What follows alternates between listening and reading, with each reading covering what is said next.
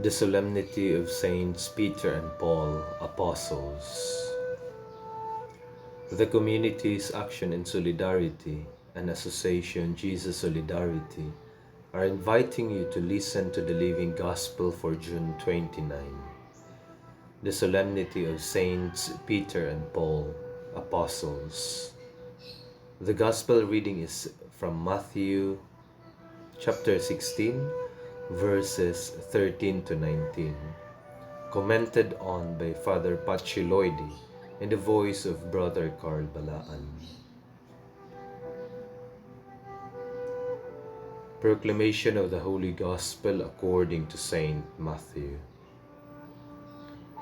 When Jesus went into the region of Caesarea Philippi, he asked his disciples, "Who do people say that the Son of Man is?" They replied, "Some say John the Baptist, others Elijah, still others Jeremiah or one of the prophets." He said to them, "But who do you say that I am?" Simon Peter said in reply, "You are the Christ, the Son of the living God." Jesus said to him in reply, "Blessed are you, Simon, son of Jonah, for flesh and blood has not revealed these to you, but my heavenly Father. And so I say to you, you are Peter, and upon this rock I will build my church, and the gates of the netherworld should not prevail against it. I will give you the keys to the kingdom of heaven. Whatever you bind on earth will be bound in heaven, and whatever you loose on earth shall be loosed in heaven." The Gospel of the Lord.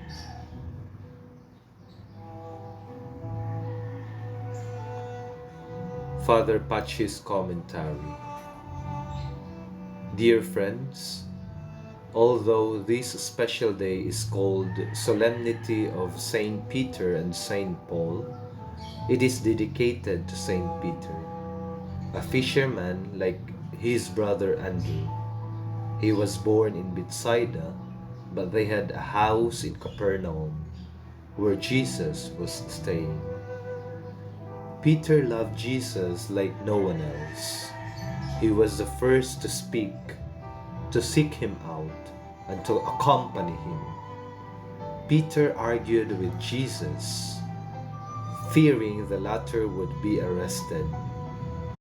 Peter was weak in trial. He wept a lot. He united his companions in the resurrection. He moderated conflicts. He was endearing. At the same time, Peter was a boaster. "Even if anyone were to be scandalized by you, I would never be." And he failed. But years later, after a long apostolate, he kept his word. Tradition says that, out of respect for his master, Peter asked to be crucified upside down. His friendship with Jesus began when he believed Jesus' word. He was a seasoned fisherman. That night, they hadn't caught anything, but he believed Jesus and cast his net. Friendship grew into love when he fell at his feet and said, "Depart from me, for I am a sinner." Of course, Jesus didn't want to leave him. He expressed his humble love for the Master. He felt an irresistible attraction to Jesus. His desire was greater than his strength, but he wanted to follow Jesus at all cost. Peter's love for Jesus made him brave. He led the spread of the faith and the difficult beginnings of the church. He gathered his companions at Easter. He presided over the election of Matthew and the prayer before Pentecost. He went out onto the balcony on the day of Pentecost and shouted that they were not drunk with wine, but with the Spirit. He proclaimed Jesus and achieved the conversion of many. He suffered persecution, refusing to remain silent. He led the Jerusalem dialogues and approved the baptism of pagans without circumcision. He generously welcomed Paul into his home for 2 weeks.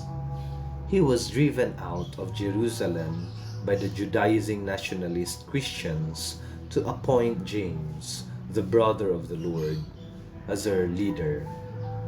Finally, he encouraged the Christians in Rome, where he died a martyr.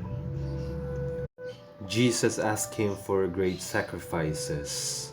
A married man, established in a profession with sufficient finances, he left everything for Jesus, including his family, probably accompanied by his wife. What a wonder you did with him, Lord. Peter's legacy to the church is immense, and he sealed it with martyrdom.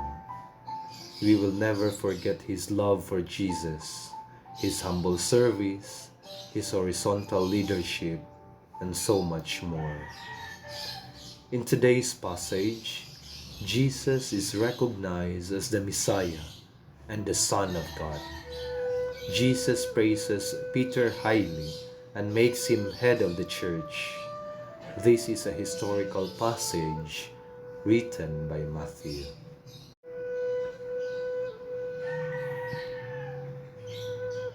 Prayer. Loving. Peter, dear Peter, what thoughts were going through your mind when you were sailing to the center of the empire? They jump into your mind without respect, countless echoes, since Jesus' first greeting that lit a fire within you. The boat and its rides, that compassion from another universe towards prostitutes, marginalized people, foreigners. Your boundless enthusiasm, its dangers and risks.